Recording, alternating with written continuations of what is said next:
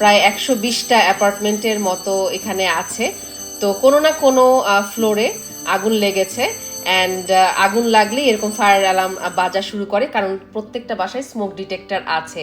তো নিয়ম হলো ফায়ার অ্যালার্ম বাজার সাথে সাথে আপনাকে নিচে নেমে যেতে হবে সেফটি কনসার্নের জন্য।